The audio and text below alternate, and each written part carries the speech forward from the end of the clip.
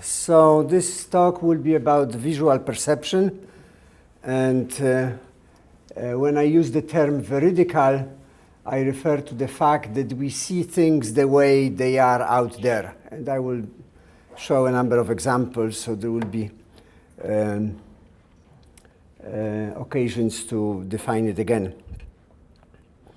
So there are invariant properties in the physical environment. Objects have sizes, they have weight, there is surface reflectance and shape. So the permanent characteristics of objects, they can be called invariants, and then we have to just figure out what is the group of transformations to which those properties are invariant. I will focus on shape, and I will use one of my animations. So if this looks like a chair to you, then I can rotate the chair, and when we say that shape is an invariant under rigid motion, then this is what it refers to. If you take an object and you move it around, it doesn't change. The size of the object doesn't change, the angles don't change, the volumes, and so on.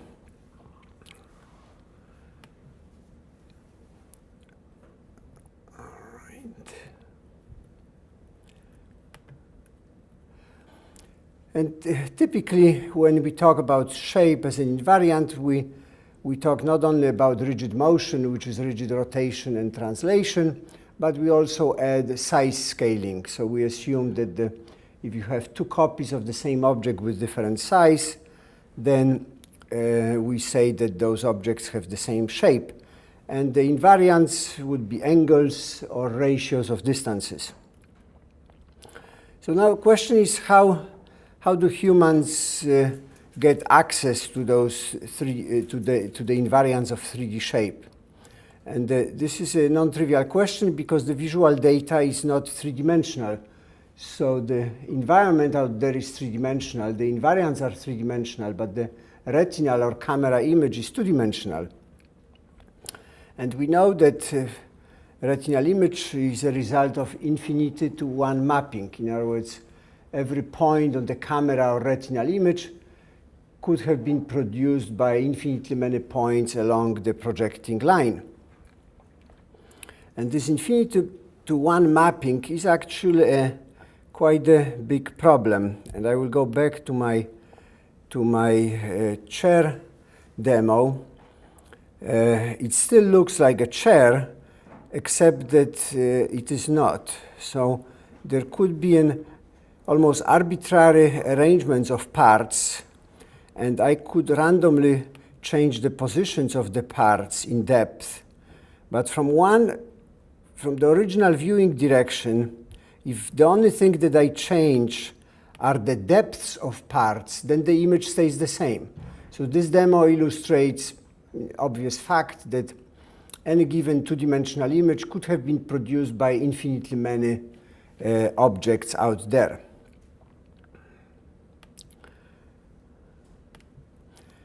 So this kind of illustrates, and this one can support this by more formal arguments, that the three-dimensional shape is not invariant under three dimensions to two dimensions projections. In particular, the angles change. The right angle out there could project to any angle on the camera image. In fact, nothing is invariant under three-dimensional to two-dimensional projection. And this is not surprising to a mathematician. This is not surprising because when you have a many-to-one mapping, then by definition this is not a group. And then if you are not dealing with a group, you may not have invariance. So the classical hierarchy of geometries described by Klein, we have Euclidean, which is rigid motion, similarity, you add a size scaling, affine was mentioned today, projective, you can also add the topology. Each of those five is a group, and each of them has invariants. But all these groups are defined for one-to-one transformation. So you can project a line to a line, you can project plane to a plane, you can project three-dimensional space to three-dimensional space. But if you look into the textbooks, there is no geometry that would describe 3D mapping from 3 dimensions to 2 dimensions. We call the perspective projection, which describes the projection, is called the descriptive geometry, but it is not a real geometry in the sense of Klein, because it is not a group. So you don't find too much information in the books of mathematics on 3-dimensional to 2-dimensional perspective projection. But this projection is central to anyone who is studying problems of vision, like psychologists, photogrammeters, or computer vision people. Photogrammetry is the field which started about 100 years ago, when if you are flying on a plane and you take the images of the ground, you want to reconstruct the ground from the images. Human vision has been studied for a long time, more than 1,000 years. Photogrammetry exists for about 100 years, computer vision for 60, 70 years. And anyone who is interested in invariance realizes that none of those 3 fields actually used invariance too much. There was some use of invariance in each of those 3 fields, but it never went very far. In particular, if you look into the literature on computer vision, there was a big excitement in 1988 when Isaac Weiss published a paper on projective invariance in computer vision. They managed to organize 2 workshops on invariance in computer vision, and the excitement ended 2 years later. And this was the end of the series of workshops. In the year 1990, 3 groups independently proved a theorem which otherwise is pretty obvious, that when you have a projection from 3-dimensional space to an image, there are no general case invariants. There is nothing that you can compute in one image which would uniquely specify, more or less uniquely specify, the arrangement of 3-dimensional points.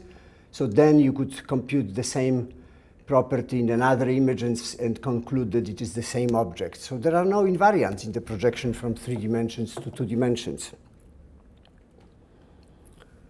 So here's our problem. The visual system acquires data as 2-dimensional images of a 3-dimensional environment. You could have depending on which geometry you are willing to consider, you can have invariance in the forms of angles, ratios of areas, cross ratios of 4 volumes, but none of those invariants that you can compute in 3 dimensions would be useful in a 2-dimensional image. Unless the 3-dimensional world contains geometrical redundancies. If there is a redundancy in the world outside, then your life is much easier. And we call those redundancies symmetries. So for the rest of the talk, when I talk about symmetry, I will be referring to 2 aspects of symmetry. Symmetry as an invariant of a transformation, and symmetry as redundancy. So when we talk about symmetry of objects, it refers to self-similarity. One half of the butterfly is identical to another half. If you have this plant, you could think of it as if you take one leaf of this cactus and you make a copy and you paste it with different, after translating, rotating, and changing size, you can produce this object. So there's a lot of redundancy here. We would call it symmetry. When you take snowflakes, surely there is redundancy there because of the hexagonal symmetry.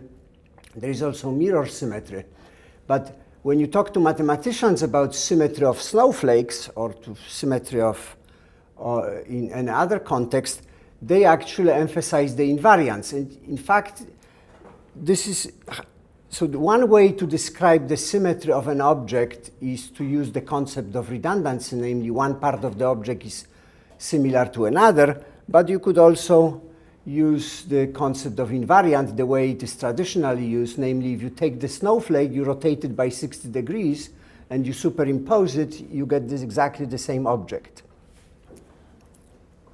And in physics, it has been mentioned, When physicists talk about symmetry, they also talk about invariance. In this case, they talk about invariance of physical laws under some transformations, like translation in space or time. So if you perform an experiment in this room, the assumption is that if you repeat the experiment next door, you will get the same result. So this is what physicists means when they talk about symmetry of natural laws. So in physics, symmetry refers to regularity. The good thing is that the same mathematics applies to all those, if you will, instantiations of symmetry. So regardless whether it is the invariance under transformation, whether it is redundancy, you essentially can use the same mathematics. And symmetry has been a central concept in math for at least 200 years. It has been absolutely fundamental in physics for the last 100 years. So the fact that symmetry could play a similar role in perception, perhaps cognition, is potentially very interesting. So let me give you some more examples, and then I will show you how symmetry, how redundancy can be used in visual perception. Symmetry is pretty much everywhere around us. Animals are symmetrical because of the way they move. So almost 100% of animals are mirror symmetrical, and they have to be mirror symmetrical. Plants are symmetrical because of the way they grow, and symmetry could be rotational, translational. And man-made objects are symmetrical because of the function they serve. So symmetry of objects is almost like an emergent property resulting from regularity of the laws of nature. So I will show you a few of my favorite examples of animals or man-made objects, and most of them are mirror symmetrical. Imagine this bird trying to fly. If the bird were not mirror symmetrical, it wouldn't go very far. Airplanes, they don't flap the wings, but they are symmetrical too. Most airplanes are symmetrical, mirror symmetrical. Bugs are mirror symmetrical. The shells were mentioned earlier today. Rotational symmetry. And the key now is that symmetry of objects, because of the redundancy, it actually restores one-to-one mapping. And there are several symmetries out there, mirror symmetry, rotational, translational, but I will focus on mirror symmetry as perhaps the most universal in nature. And there is a theorem which says that if you establish symmetry correspondence in a single perspective image, and I will give you examples of what symmetry correspondence refers to, then a single 2D perspective image of a mirror symmetrical object uniquely specifies the shape of an object. You cannot reconstruct the size of the object, but you can reconstruct the shape of the object. So the fact that a single 2D image of a symmetrical object uniquely specifies this object, it means that there is one-to-one mapping. So despite the fact that you are mapping from three-dimensional space to the two-dimensional image, you don't lose any information in it. So in this case, symmetry of objects is almost like you have a communication channel with the three-dimensional world. You use your two-dimensional sensor, but you can understand what's out there. It's almost like without symmetry, it would be impossible. It would be like trying to understand someone speaking in a foreign language. So let me show you a few examples of how what the model can do, and this will allow me to make a few more comments. So we took a model from the internet. We acquired a single image. One of us drew the contours, the visible contours. Now, the contour extraction from real images is still not completely solved problem, so people are still working on it. But for our purpose, let's assume that the contours have been extracted, and now symmetry correspondence is established. And in this case, with those examples, symmetry correspondence was established by hand by one of us. So in particular, one of us said that this corner and this corner, they are not symmetrical in the image, but they will be symmetrical in 3 dimensions. this corner and this corner, this and this. Now, not everything is visible, so there are some parts that are self-occluded. But if you establish symmetry correspondence, then this is what you can reconstruct. Now, symmetry correspondence is like motion correspondence, like binocular correspondence. It is slightly more difficult. The difficulty is that the features are actually symmetrical in 3 dimensions, but you have to establish this correspondence in the 2D image. So you are looking for 3D symmetry correspondence in the 2D image, which itself is not symmetrical. Now, this can be done. We have good partial solutions of it. But here is the example where the symmetry correspondence was produced by hand. And I can show you a few other examples. You have a bird image. We extract some contours. We establish symmetry correspondence of the contours. This is what you can reconstruct. We did this with real images. This is a photo of a praying mantis. And if you extract some visible contours and you indicate which leg goes with which in 3 dimensions, this is what you can reconstruct. There is nothing in computer vision literature which would allow you to reconstruct correctly the 3-dimensional shape of this mantis based on shading, texture, or whatever you like. Symmetry is really the only way to make this happen. So let's go back to the slides. So symmetry correspondence, it's actually an interesting topic, so the next few slides will be about symmetry correspondence. So I told you that redundancy of objects that we call symmetry allow you to restore one-to-one mapping from the 3D world to the 2D image as if you know symmetry correspondence. But the symmetry correspondence is actually itself a very difficult problem. And so here, I show you a bunch of dots which are mirror symmetrical in 3 dimensions.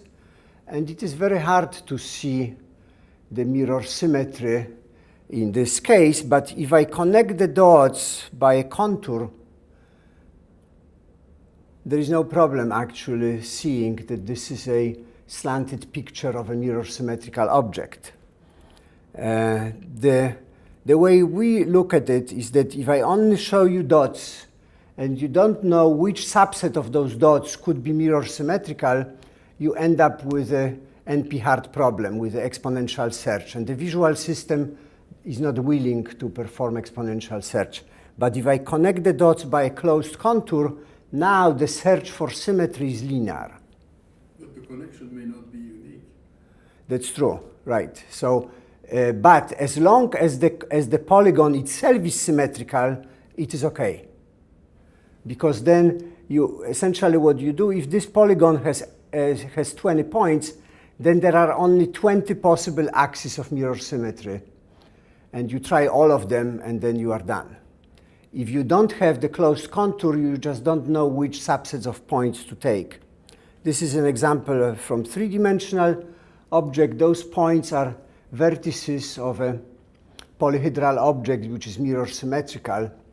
And it is hard to see symmetry, but if I connect it with contours, it is not difficult to see that this is a mirror symmetrical object with the plane of symmetry somewhere here.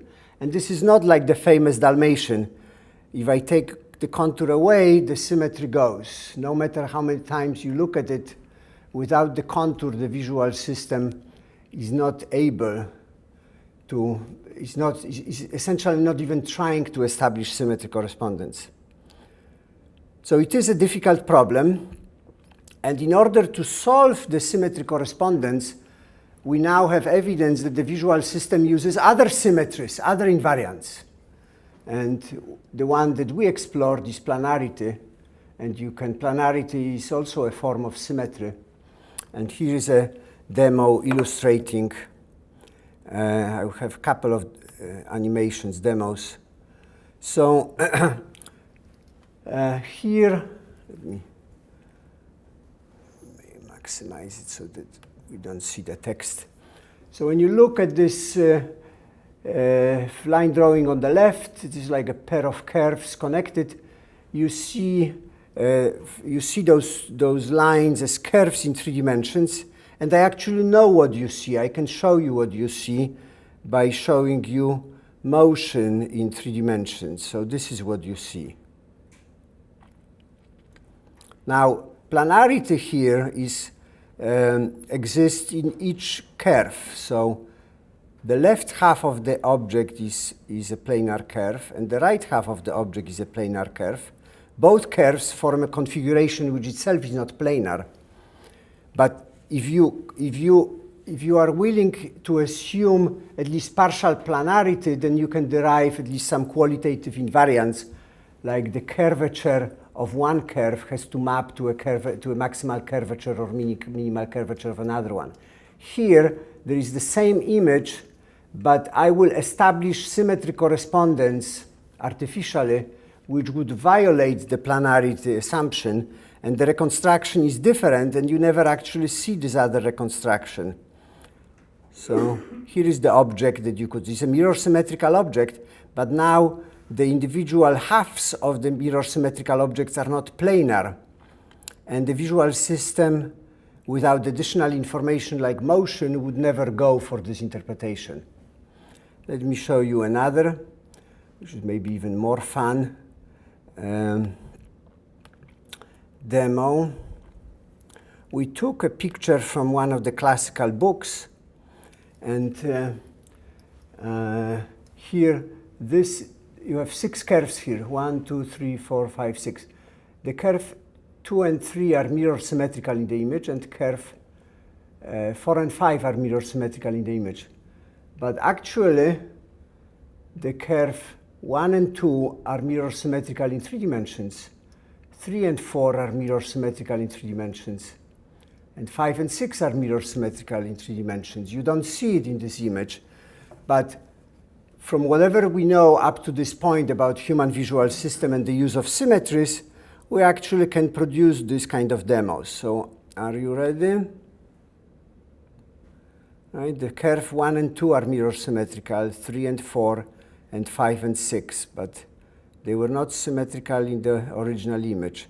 So geometrically, you can always put in the symmetry in 3 dimensions unless you add additional invariances. So it's I'm not really making this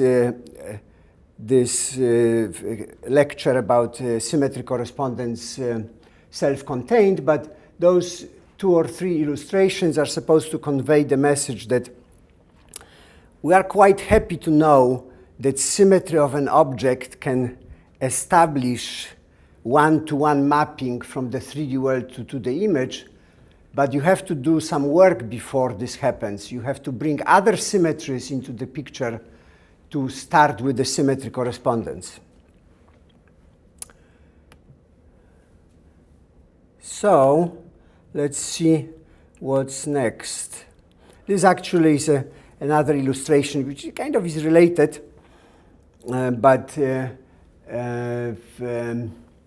it's interesting enough that I thought that I will include it.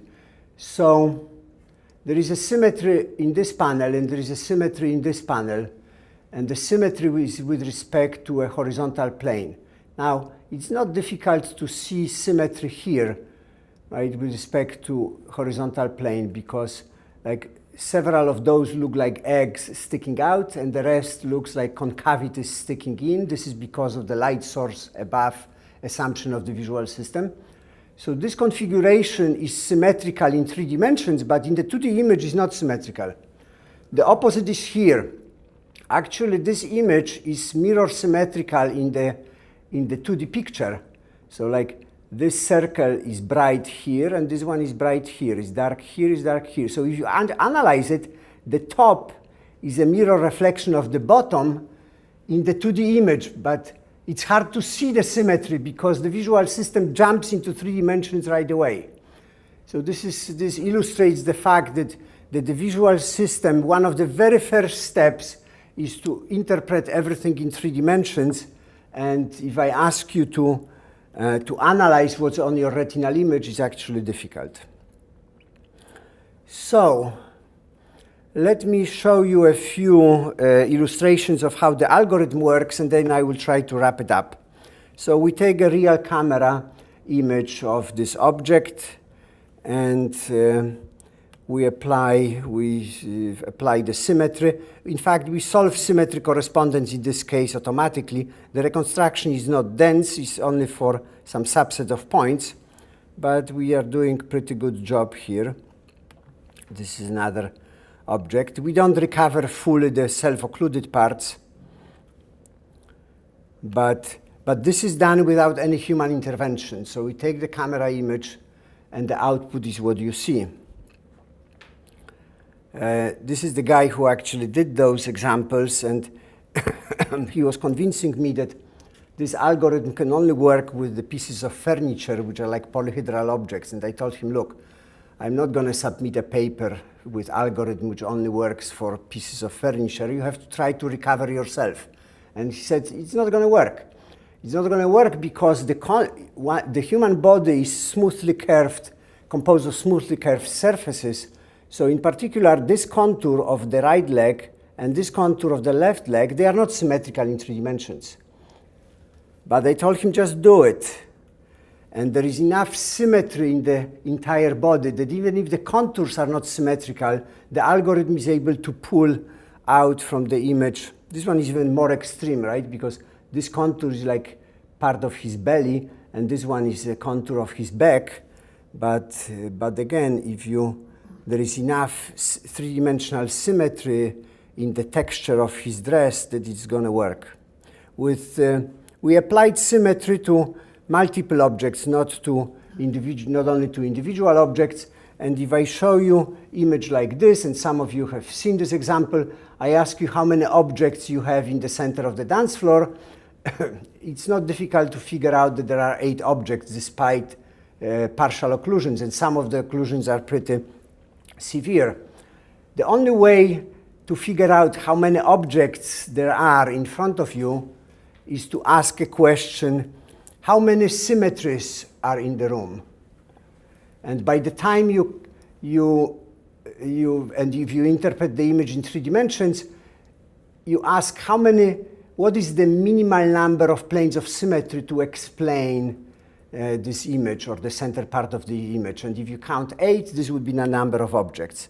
And we applied it to real camera images, and it works very well. We also performed a bunch of psychophysical experiments. The experiment, this is like an outline of the method. So the subject is asked we show the subject a stationary object, and the subject is looking with one eye or both eyes. And then we give the subject computer graphics tools to adjust the shape of the rotating object to match the percept produced by the stationary image.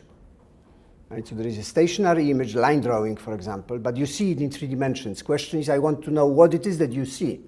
So there is another object which is now rotating. You see many views of the object. And in this experiment, the subject was adjusting the 3-dimensional affine structure of the object by changing aspect ratios. And humans are actually pretty good with it. This is just one example. This is here we plotted the depth values in the real objects that was presented to a subject. These are the depth values in the object that the subject reconstructed. I mean, all the data points are on the diagonal line.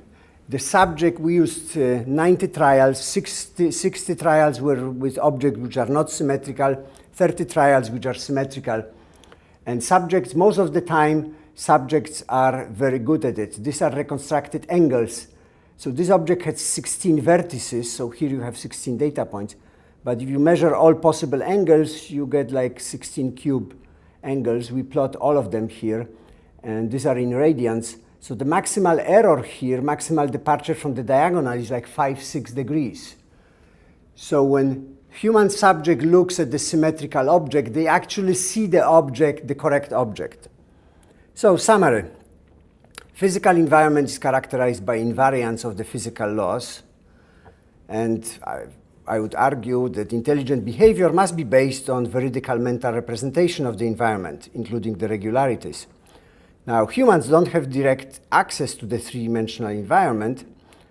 We only have access to two-dimensional sensory data. So the visual system must perform an inference. And the inference must use a priori knowledge about the redundancies. So symmetry, in the human visual perception, symmetry plays this double role as a form of redundancy of the objects, and it's also a classical example of an invariance of some transformation. Thank you.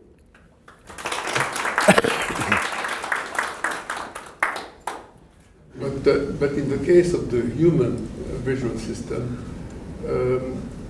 it may be more complicated. For example, we don't recognize human faces upside down, and the symmetry is perfect. Right. So one would have to be slightly more precise here. So if I show you a human face upside down, you know that it is a human face. It's just hard to recognize the individual. Yes. So this is... Which means reproducing the exact face. Right. So in other words, something falls apart in producing the final percept. We still don't have a full understanding what's going on. Now, you have no problem seeing it as a human face. No. You see it in 3 dimensions. You know that it is mirror symmetrical. It is just hard to recognize the individual, which means that some subtle differences... It's even shocking. Right, it's shocking, right. So it doesn't mean that everything is performed in one step. Human face requires quite a lot of information to describe it, right? The shapes of the mouth, eyes, and so on. And when the visual system is putting everything together, is probably what's going on. If I really wanted to make one step further, is a good reason to assume that the human visual system has a statistical prior for the human face, and this prior is right side up. And when the face comes in the normal orientation, the prior is very helpful in reconstructing everything. When I give you upside down, it's more difficult to adjust the prior. But this is a guess. But this is a good example. So the fact that we have 2 eyes, I guess, doesn't matter too much when the objects are far away. That's when your problem is applicable. Right. So in principle, you could, in fact, the geometry of binocular viewing is almost identical to the geometry of symmetry. And so you have the same epipolar constraint. You can use exactly the same mathematics when you reconstruct objects from 2 views versus when you reconstruct an object from mirror symmetry. The issue is that the distance between the eyes is small. So based on our tests, when the object is 5 or 6 meters away, the visual system is no longer binocular. And since we have the high density of cones in the center of the retina, we are very good in recognizing objects which are 50, 100 meters away, which probably has an advantage. So most of the time, we are monocular. All right, thank you.